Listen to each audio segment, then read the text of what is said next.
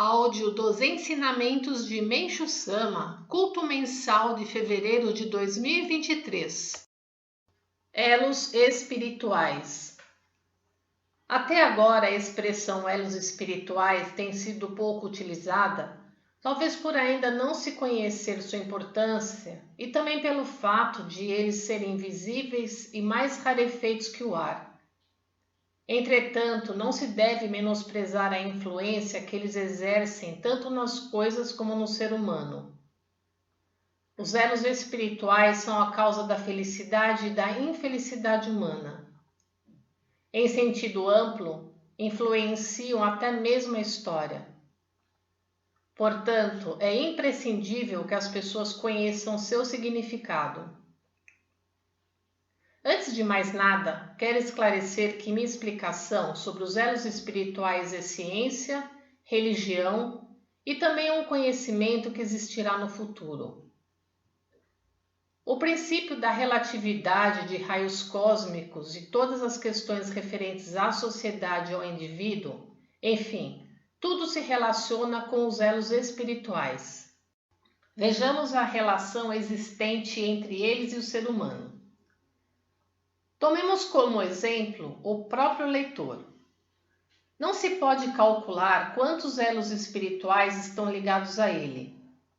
Podem ser poucos, dezenas, centenas ou milhares.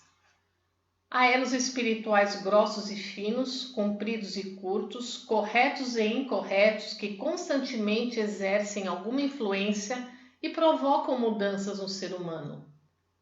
Portanto, não é exagero dizer que o homem se mantém vivo graças aos elos espirituais.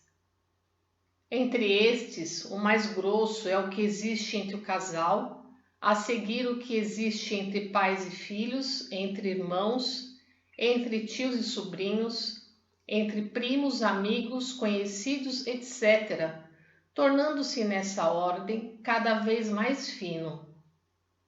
Creio que as expressões laços de afinidade e vínculos de afinidade, usadas desde a antiguidade, referem-se aos elos espirituais. Os elos espirituais sempre se modificam, tornando-se grossos ou finos. Quando há harmonia entre o casal, ele é grosso e brilhante. Quando os cônjuges estão em conflito, ele torna-se mais fino e perde o brilho. O mesmo se verifica entre pais e filhos, entre irmãos, etc. Da mesma forma, novos elos podem se formar quando se fazem novos amigos e principalmente quando se começa um namoro. Chegando o namoro ao ápice, o elo espiritual entre o casal torna-se infinitamente grosso e a troca de sentimentos intensa. Não apenas sensações agradáveis e sutis, como também sentimentos de tristeza e saudade, são transmitidas entre eles. Ao final, o elo espiritual é potencializado ao extremo a ponto de uma separação não ser mais possível. Conforme todos sabem, nesse caso, mesmo que uma terceira pessoa tente convencer do contrário, além de não obter nenhum resultado, fará aumentar ainda mais o calor da paixão. Quando duas pessoas se amam, é como o polo positivo Yang e o polo negativo Yin em eletricidade, que gera energia elétrica ao entrar em contato. Nesse caso, o elo espiritual passa a ter a função de fio elétrico. Tempos atrás, extinguindo espiritualmente o polo positivo Yang, salvei duas estudantes que, envolvidas num amor lésbico, estavam a um passo de cometerem duplo suicídio. Consegui que a moça que representava o polo positivo voltasse à normalidade em cerca de uma semana. Esfriado o ardor da paixão, a outra também voltou à normalidade. Dessa forma, o elo espiritual entre pessoas que não têm laços de consanguinidade pode ser rompido, mas é impossível romper o que existe entre parentes consanguíneos. No caso de elos espirituais entre pais e filhos, existe um ponto ao qual se deve prestar atenção. Como eles sempre estão pensando uns nos outros, há um reflexo mútuo e a índole dos filhos sofre a influência da índole dos pais por intermédio do elo espiritual. Portanto, se os pais desejam melhorar os filhos, em primeiro lugar devem melhorar o próprio espírito. Frequentemente vemos pais que repreendem os filhos, apesar de eles próprios não terem uma conduta adequada. Isso surte pouco efeito e o motivo é o que acabamos de expor. Muitas vezes, entretanto, nós nos perguntamos: por que pais tão maravilhosos têm um filho delinquente? A verdade é que esses pais são boas pessoas por interesse e apenas na aparência, mas a alma está nublada e isso se reflete no filho. No caso de dois irmãos, em que um é bom e o outro é mau, o motivo tem relação com vidas passadas ou com os pecados dos pais. Vou começar explicando pelo princípio da reencarnação. O ser humano após a morte vai para o mundo espiritual, isto é, nasce naquele mundo. No budismo, isso é chamado de ir para nascer. A partir da perspectiva do mundo espiritual, isso faz sentido. Ali se efetua a purificação das impurezas e dos pecados cometidos no mundo material, e os espíritos que atingiram certo grau de purificação voltam a nascer neste mundo, ou melhor, reencarnam. Todavia, há aqueles que foram maus em vida e no momento da morte, devido às penalidades imputadas e a outros motivos, se arrependem e compreendem que não se deve praticar o mal de forma alguma. Ao reencarnarem, fazem o firme propósito de se tornarem virtuosos na próxima vida e se dedicam enormemente ao bem. Vemos, pois, por este princípio que, embora alguém seja muito bom nesta vida, na reencarnação anterior pode ter sido um grande perverso. Existem ainda muitas pessoas que não acreditam na vida após a morte e por isso, depois que morrem, não conseguem viver em paz no mundo espiritual. Pelo apego à vida, reencarnam antes de estarem suficientemente purificadas. Assim sendo, devido ao fato de lhes restarem impurezas e pecados de vidas passadas, ocorrem ações purificadoras nesta vida. Por tais ações serem sofrimentos, o fato de uma pessoa ser desafortunada, apesar de ser boa desde que nasceu, é devido a isso. Gostaria de apresentar a seguir um fato marcante relacionado à reencarnação. Há crianças que nascem com feições de velho e só 2 ou 3 meses depois é que tomam feições normais de bebê. Isso se verifica por se tratar da reencarnação de idosos. Quem já viu casos assim, haverá de concordar comigo. Voltando ao assunto da influência dos pais sobre os filhos, temos o caso do reflexo dos pensamentos e sentimentos incorretos dos pais sobre um dos filhos, o qual se torna mau, ao passo que a consciência, o lado bom, se reflete no outro filho e por isso este se torna bondoso. Ocorre também com frequência o seguinte: quando os pais acumulam fortuna ilícita, os antepassados, cientes de que se não acabar com essa fortuna, a família não terá prosperidade, escolhem um descendente e fazem com que este gaste todo o dinheiro como água, até acabar com a fortuna da família. Na verdade, quem foi escolhido como filho esbanjador está desempenhando o importante papel de salvar a família.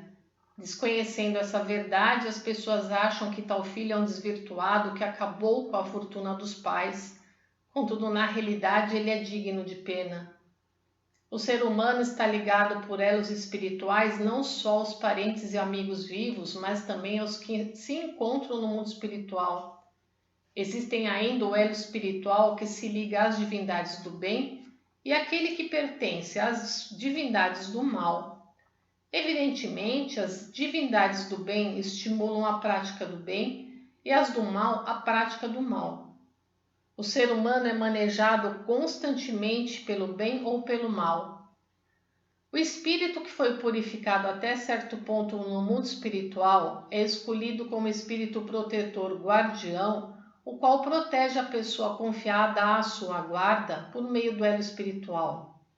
Ou seja, quando ela está sujeita a um perigo iminente, o espírito protetor guardião emite-lhe um aviso de perigo e tenta salvá-la. Como exemplo disso, podemos citar o caso de uma pessoa que vai embarcar em um trem, mas que por ter se atrasado ou por algum outro impedimento não o pega, tomando o trem seguinte. Aí ocorre um desastre com o trem que ela não tomou e muitos morrem ou ficam feridos. Isso se dá graças ao trabalho do espírito protetor guardião, que conhece antecipadamente o destino de quem lhe fora confiado no mundo material e procura avisá-lo utilizando-se de vários meios.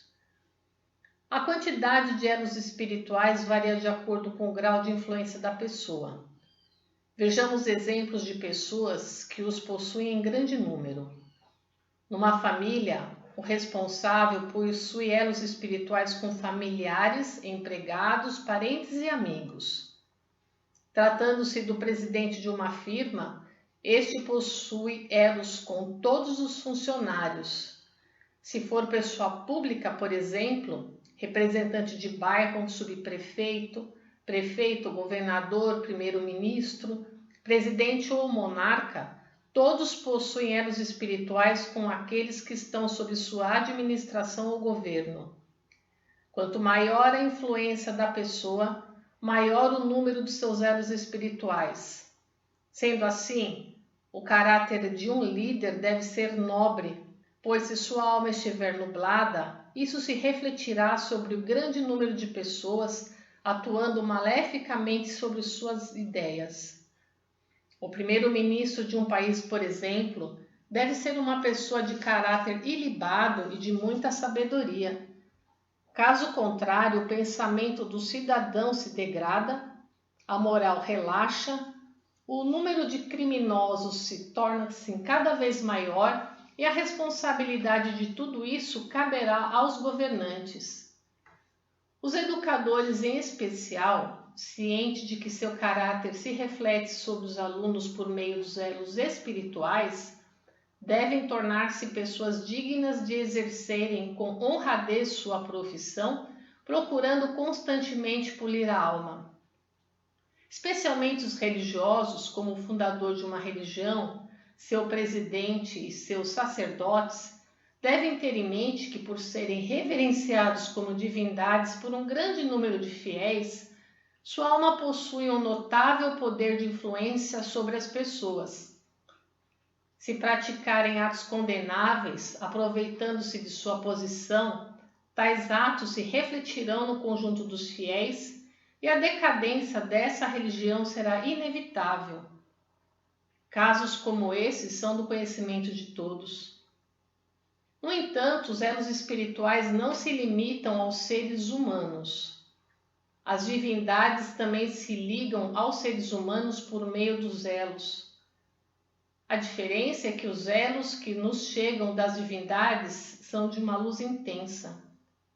Em geral, os elos dos seres humanos são fios cinza claro, sem luz, sendo que os de pessoas de alma elevada são de luz tênue. Quanto mais perversa for a pessoa, mais escuros serão os elos. Comumente, ao se escolher amigos, deseja-se que eles sejam boas pessoas, pois misturando-se com o bem, o ser humano torna-se bom, e misturando-se com o mal, torna-se mal devido ao reflexo dos elos espirituais. Mesmo entre as divindades, há as do bem e as do mal. Uma vez que os elos espirituais das divindades do bem são de luz, ao reverenciá-las e orar constantemente a elas, o ser humano tem sua alma purificada. Já dos espíritos malignos, ao invés de luz, a pessoa recebe influências maléficas que corrompem suas ideias e ela acaba tornando-se infeliz. Portanto, ao professar uma fé, é essencial discernir se a divindade dessa fé é ou não benigna. Mesmo entre as divindades do bem, a intensidade da luz varia de acordo com a hierarquia divina. Quanto mais elevada ela for, maior será o número de milagres entre os fiéis, pois a luz dos seus elos espirituais é muito mais forte. Acima expus resumidamente o significado dos elos espirituais relacionados ao ser humano. Contudo, devo dizer que os elos espirituais atuam não só nos humanos, mas também nas demais coisas. Por exemplo, a casa onde residimos, os objetos que apreciamos e sempre usamos, entre os quais roupas e acessórios e principalmente as coisas que mais estimamos, possuem conosco um elo espiritual mais grosso. Numa antiga revista de pesquisas parapsicológicas nos Estados Unidos, foi publicada uma reportagem sobre uma senhora que tinha uma capacidade misteriosa. Pelos objetos, ela identificava a fisionomia, a idade e as ações mais recentes do seu dono. Quando olhava fixamente para o objeto, a imagem do dono surgia estampada nele como uma fotografia devido aos elos espirituais. Por intermédio desse exemplo, podemos perceber como é sutil e misteriosamente profunda a atuação dos elos espirituais. Ultimamente têm sido realizadas pesquisas científicas sobre os chamados raios cósmicos, os quais, a meu ver, são os elos espirituais que unem a Terra aos outros astros. Na verdade, a Terra mantém o equilíbrio no espaço graças aos elos espirituais dos astros ao seu redor que a atraem. Esses elos, cujo número é incalculável, milhões ou bilhões, penetram até o centro da Terra. Aproveitando a oportunidade, vou explicar rapidamente a relação entre o céu e a Terra. Eles parecem dois espelhos refletindo um no outro. Há dois tipos de corpos celestes, os luminosos e os escuros. Por não ter luz, o corpo celeste escuro não é visível aos olhos humanos. Ano a ano, no entanto, esses corpos celestes se tornam luminosos e aumentam de número. Por que eles se transformam em corpos luminosos? É porque existe no universo a ação de endurecimento de matérias. Ao atingir o máximo de enrijecimento, o corpo celeste começa a brilhar. É por esse princípio que o mineral mais duro existente na Terra, o diamante, é o que mais brilha. Portanto, na época da criação do nosso planeta, o número de corpos luminosos era tão pequeno quanto das estrelas no alvorecer. O aumento do número de corpos luminosos no céu cresce proporcionalmente ao aumento da população na Terra, pois eles refletem um ao outro como dois espelhos. Portanto, não se pode mensurar o quanto a população humana e o número de corpos luminosos aumentarão no futuro. Frequentemente, os astrônomos descobrem novos astros, mas o que realmente ocorre é a transformação de um corpo escuro em corpo luminoso, o qual passa a ser percebido pelos olhos humanos. Os meteoros nada mais são que a desintegração de corpos celestes e os meteoritos são fragmentos oriundos disso. Além dos grandes corpos celestes como Júpiter, Marte, Saturno, Vênus e Mercúrio, existe uma infinidade de outros de tamanhos grande, médio e pequeno, e todos exercem influência sobre o planeta Terra e a humanidade. Assim, da mesma forma que existem os 5 grandes planetas citados, em cada época existem 5 personalidades mundiais. Também acho interessante comparar o ser humano aos astros e, referindo-se a personalidades renomadas, falar em aparecimento ou queda de uma grande estrela. A história registra que no Ocidente houve uma época em que a astrologia se tornou bem popular e os sacerdotes a utilizavam para analisar as doenças, para ver a boa e a má sorte, a felicidade ou a infelicidade, etc. Na China, por exemplo, a ciência da adivinhação também tomava por base os 9 planetas. Penso que não foi sem motivo que os antigos tinham interesse pelos astros. Existe a teoria que há vida no planeta Marte, mas isso é um equívoco. No meu entendimento, existem seres vivos somente no planeta Terra, que é o centro do universo. Posto que tudo existe em prol da humanidade, é preciso refletir sobre o quanto o ser humano é elevado. Em 5 de setembro de 1948, Espíritos Protetores. Todo ser humano possui no mundo espiritual espíritos protetores que o acompanham e o protegem constantemente. É dito que o ser humano é filho ou templo de Deus. Como já disse, o motivo disso é o fato de ele possuir a partícula divina outorgada por Deus. Esta partícula é o espírito protetor primordial. O espírito animal que encosta após o nascimento é o espírito protetor secundário, que pode ser de raposa, tanuque, cão, gato, cavalo, boi, macaco, doninha, etc. Ou ainda diversos tipos de eriudim, tengu e aves.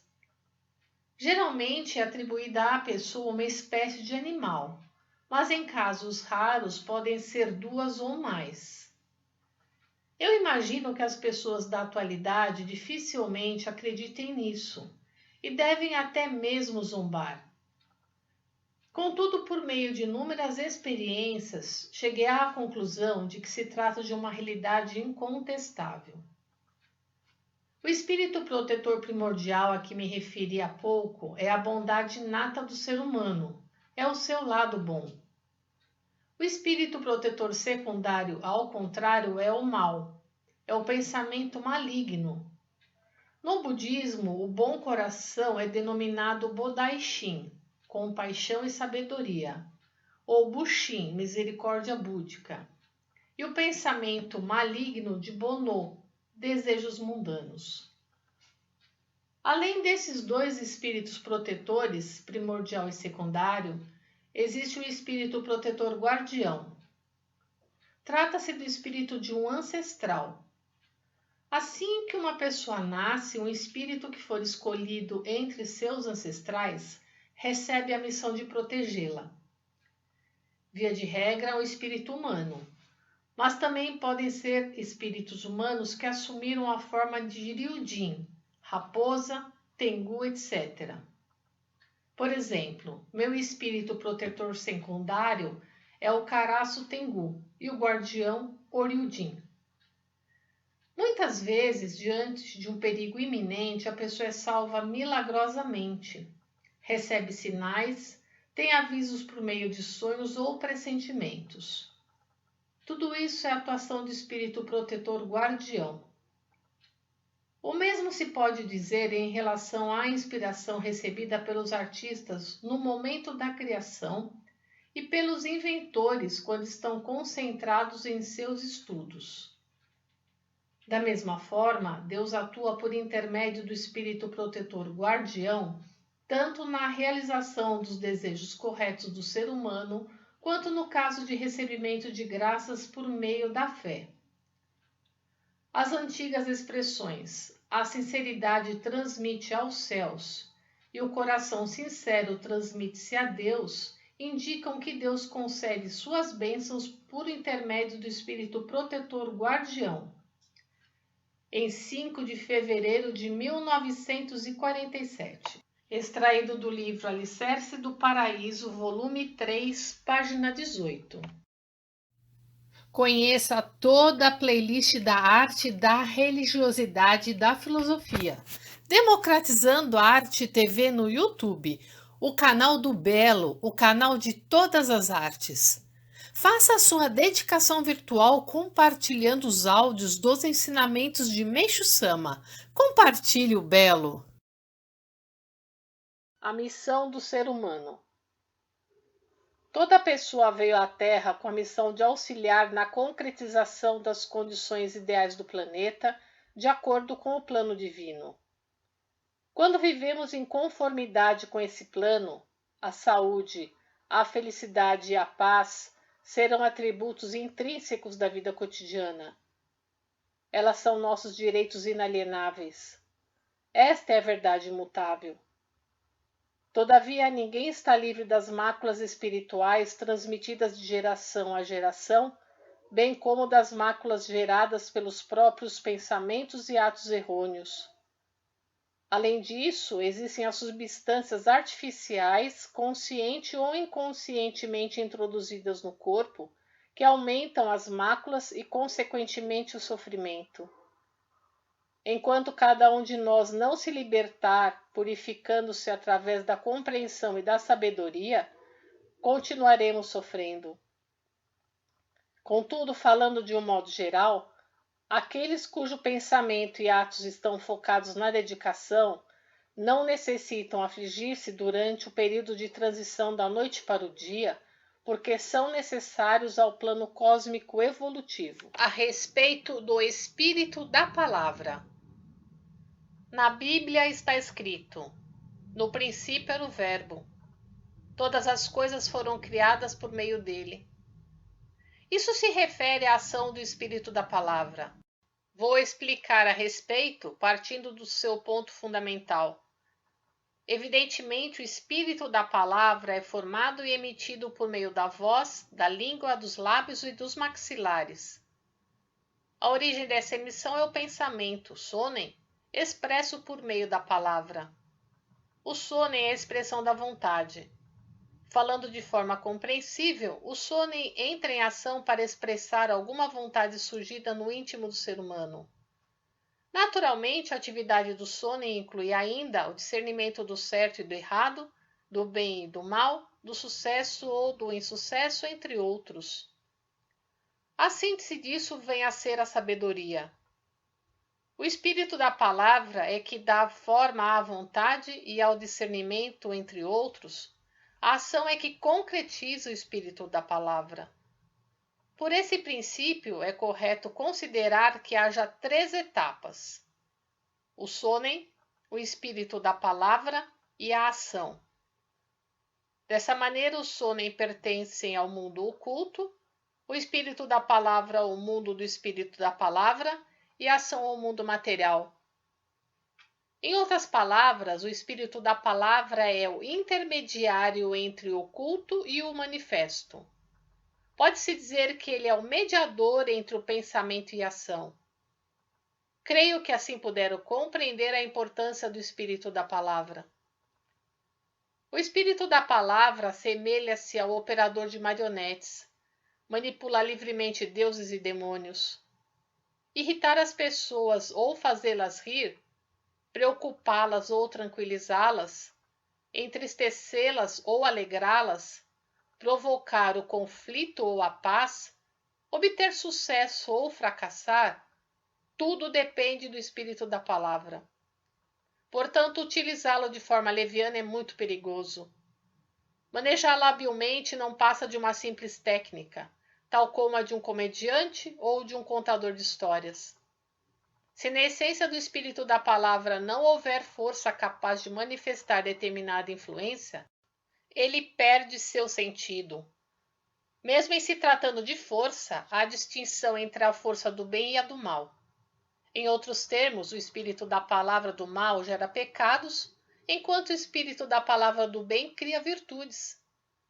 Portanto, o ser humano deve esforçar-se para usar o espírito da palavra do bem, o qual se fundamenta no makoto, o qual provém de Deus. Em virtude disso, é imprescindível reconhecer a existência de Deus. Se a pessoa não possui fé, não consegue manifestar o verdadeiro makoto, e, portanto, não há condições de a força do bem surgir no espírito da palavra. Em 1950, Paraíso Terrestre. Com agradável sensação nos traz a expressão paraíso terrestre. Além dela, não há nenhuma outra que inspire mais luz e esperança. No entanto, a maioria das pessoas considera o paraíso terrestre uma utopia, algo sem qualquer possibilidade de realização. Quanto a mim, estou convicto de sua concretização e sinto-a bem próxima. Precisamos meditar profundamente no porquê da grande advertência do Santo Cristo de Nazaré. Arrependei-vos, porque está próximo o reino dos céus. Cristo, a principal figura do cristianismo, cujos ensinamentos influenciaram boa parte do mundo e constituíram a grande religião existente até os dias de hoje, não pôde ter proferido palavras sem fundamento. Creio que todos queiram saber o que seja o paraíso terrestre. Assim sendo, vou descrevê-lo como imagino. Resumidamente, o paraíso terrestre é o mundo dos felizes, o mundo de civilização elevada, isento de doença, pobreza e conflito. Portanto, é nossa grande tarefa encontrar uma forma de transformar em paraíso este atual mundo em que a humanidade vive aflita em meio a inúmeros sofrimentos, como a doença, a pobreza e o conflito. Inicialmente, precisamos descobrir como eliminar a doença, uma vez que ela é a principal causa dos 3 grandes infortúnios. Em seguida vem a pobreza, que também tem como causa primária a doença, enquanto a ideologia equivocada, a pobreza política, a organização social deficiente são causas secundárias. A ideologia tende para o conflito, é motivada pelo estado selvagem de que a humanidade ainda não conseguiu se libertar. Por conseguinte, a questão fundamental é como eliminar esses 3 grandes infortúnios. Vou apresentar os fatos mais simples que me fizeram adquirir confiança na sua solução. Para a surpresa de todos, aqueles que ingressam em nossa igreja, à medida que seguem seus ensinamentos, têm seu espírito e matéria purificados, tornam-se verdadeiramente saudáveis, conseguem libertar-se pouco a pouco da pobreza e tomam aversão ao conflito. Inúmeros fatos têm provado que a maioria dos fiéis, com o correr dos anos, está obtendo crescente felicidade. Não aprecio salientar os defeitos alheios, mas permitam-me que eu faça referência às pessoas que, embora possuam fé, tombam nas garras de doenças graves ou sofrem com a pobreza, porém satisfeitas e contentes. Comparando-as com os descrentes, pode ser que estejam salvas espiritualmente, mas somente o espírito está salvo e não a matéria. Ou seja, a salvação foi feita pela metade.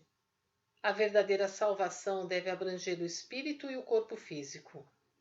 É preciso que a pessoa se torne saudável, livre-se da pobreza e sua família seja plenamente feliz. Até hoje, porém, todas as formas de salvação tinham o poder de salvar apenas o espírito. Sem opção, as pessoas resignavam-se, considerando que a fé se limitava à salvação do espírito.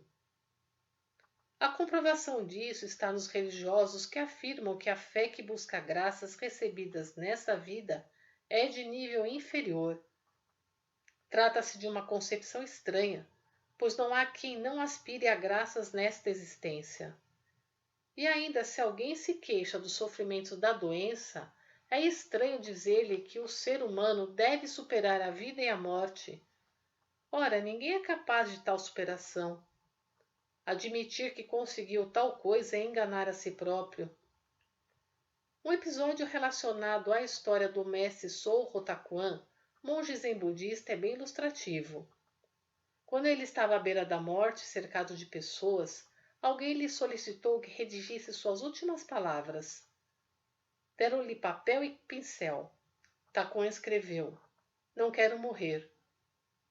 Imaginando algum engano, pois julgavam que um mestre tão notável não escreveria tal coisa, entregaram-lhe novamente o pincel e o papel. E o célebre monge dessa vez escreveu: "Não quero morrer de jeito nenhum." Acho realmente admirável e nobre sua atitude, pois em igual circunstância seria presumível escrever algo como: "Vida e morte, por que me preocupar?" O mestre, porém, abandonou todo o falso orgulho e revelou francamente seus sentimentos.